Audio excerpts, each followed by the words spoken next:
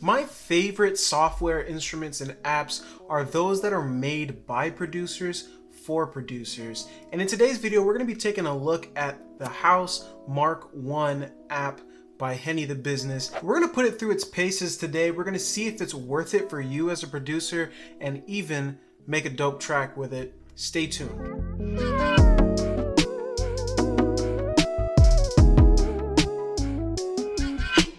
What is up, creatives? It's Jahrell, your music technologist, and I am back again, excited to check out the House Mark I with you. Now, not too long ago, Henny released House Mark I, and I have been taking a look at it for maybe about a week now, 5 days or so, and I must say, I'm pretty impressed. Let's take a look at the app, and we're gonna open it up as an AUV3 plugin in Beatmaker 3, and take a look at everything the plugin has to offer. All right, so I've already got a project loaded up here, and I'm gonna go ahead and go into the sample tab for this. I've got House Mark I loaded as an AUV3 plugin, and here it is. We'll close this keyboard. So I'm gonna go over in depth all the different settings in this app so that you can get a handle on exactly what this thing can do. If you'd like to skip that and go straight to where I start making the beat, you can go to this timestamp right here.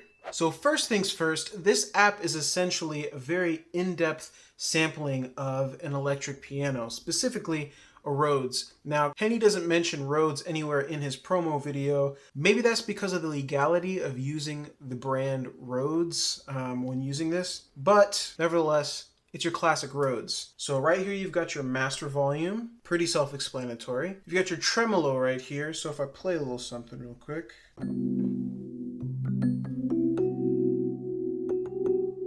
You can adjust the rate, turn that up, and we'll turn the depth up too, and it'll get a little intense. So here's that. Nice. Over here you have a stereo phaser, which you can turn on or off. There's on. You can adjust the speed, so we'll turn that up. Here's your feedback and your notch. So the speed obviously controls how fast it fades, and that's by frequency. Your feedback controls how intense the phase sounds, and your notch almost adds a little bit of a portamento when you turn it down. Next up is the key noise. I really like this. The key noise they've recorded on this sounds really legit, really professional. There's even, not just key noise, but there's pedal noise. So I've got a pedal under my desk. Here's what that sounds like.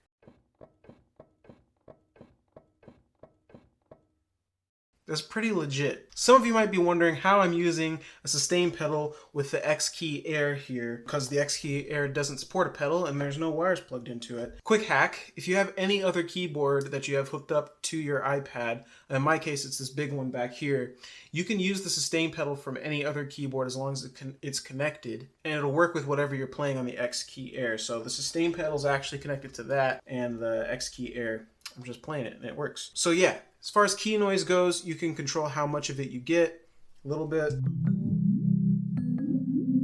or a lot. All right, so before we go on to the next page, first I'm gonna show you guys the different presets that are in here. I'm not gonna go over every single preset. I'll just show you a couple of my favorites. Right now, my favorite is Letter to Nat by Jeff Cooper. It's got a really nice sound to it.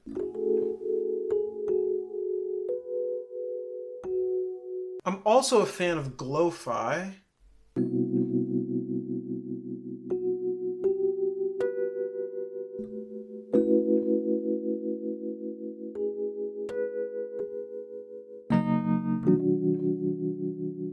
Nice. But you can always create your own presets. There's 15 presets already in here in total. I guess it's 16 if you include the classic. But you can create your own preset by hitting new preset. You can create your own banks, so your own collections of presets. You can reorder your presets, and then you can import. Import's pretty dope in case you have somebody else that you collaborate with that also uses an iPad or an iPhone. For example, my brother and I both produce on the iPad. He can send me his presets and I can send him mine, and we can import them into our own instruments really easily. So that's a dope feature. So back to the main page. If you click this more button here, you've got even more settings that you can adjust. I love just how customizable this thing is. So you've got an auto pan option. You can adjust the auto pan. You can turn it on first, and then you've got rate and depth. Rate obviously controls how fast it goes. Depth controls how much is being panned. So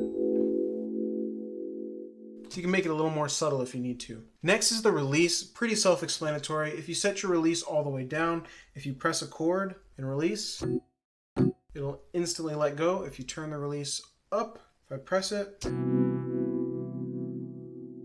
and release, it keeps going. And that's without the sustain pedals. So next up is tuning. So this isn't like transposing. If you tune it all the way up, it only goes up a semitone. And if you tune all the way down, it goes down a semitone. Everything in between there is just going to sound like a detuned instrument, which you might want depending on how your other instruments are tuned in your song. So that's pretty dope. Next up is a reverb, which you can apply. You can just flip the switch on, and it's pretty simple. You can control how wet it is or how dry it is. Higher the mix, the wetter it is. Control the size of the room. This would be your max reverb. Next up is stereo widen. You can turn it on, and this will widen it in the stereo field.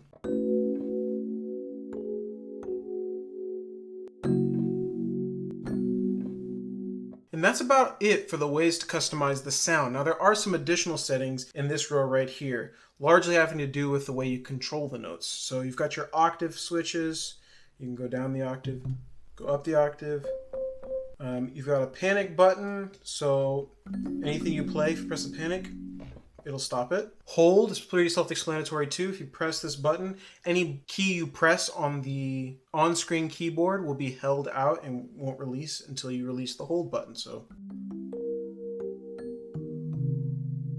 and release. Then you've got the wheels section. Now this allows you to control your pitch and modulation wheels over here on the side. So your mod wheel, you can set it to vibrato or tremolo. Vibrato is going to make your mod wheel create a pitch change going up and down. And tremolo is going to be a lot more like just an in and out type sound. Vibrato is the classic, so I'm going to leave it on that. Pitch bend, you can control how high you can bend it or how low you can bend it. And then moving over, you've got keys. This is for the on-screen keyboard. It comes in the dark variation by default, but you can change that to the classic white keys and black keys. And then you've got your octave range. Right now it's set to 2. You got 3 octave or 1 octave. And then you have key labels. Unfortunately, the key labels are blocked by the bottom bar that's in Beatmaker 3, but if you're in the standalone app, you'll be able to see the key labels. This will allow you to have, all of them are labeled on the bottom, or just the octave, or you can have no key labels. The last thing is your settings menu, and that allows you to set the MIDI channel. I like to keep it on Omni because I don't like to have to switch between the different MIDI channels when I am making music in my DAW. Also, I'm using an iPad Pro, so I'm gonna leave my buffer size set to 256. Probably bring it lower, it could probably handle it. But remember, the lower your buffer size, the more immediate the response, the less delay. But sometimes the more artifacts you'll get because your iPad is having to process more. But I like that these options are baked in here. Then you've got your always on, don't sleep, which is probably going to use more CPU power as well. And your background audio, which I like to leave unchecked because I don't want any double audio happening if I were to ever open the House Mark 1 app by itself. I don't want any duplicate audio, so I'll leave that off. And last but not least, up here to the right, you've got your Midi Assign options. This is super dope functionality. This allows you to map any of these knobs and settings to a knob or trigger on your MIDI controller. Now, as you can see, I obviously use a very stripped down MIDI controller. It's the XKEY Air. But if you have one that has assignable knobs and buttons, this allows you to map that, and that's super dope. So without further ado, let's put this thing to work. Let's see what we can cook up using Henny's House Mark 1.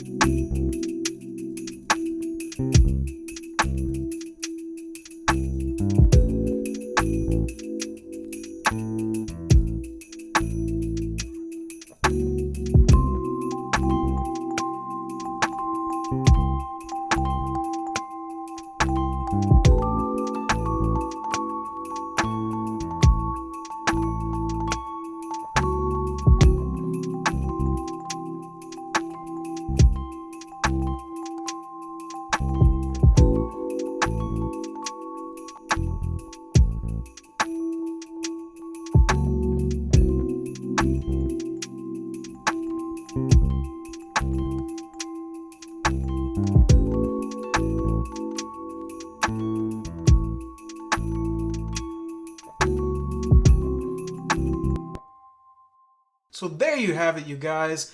Housemarque 1 by Henny the Business. Super dope app. Think I put together something pretty dope in the time that I spent doing this. For me, Housemarque 1 is a definite win. It's in the App Store at $3.99, which is a killer price for an app that functions as well as this and has sounds that are as good as this. On top of that, I thought it was super dope to see in Henny's promo that he's donating the proceeds from this app back to his university program, which is exactly what I'm all about, investing in the education of other people that are trying to make dope music. And that's what I'm going to continue to do for you guys each and every week. Question of the day, what do you guys think? Did Henny nail it with Housemarque 1? Or do you think there's some things that could be improved that would sweeten the deal for you? Let me know down in the comments section. Until next time, creatives, go make something dope, and I'll see you in the next video.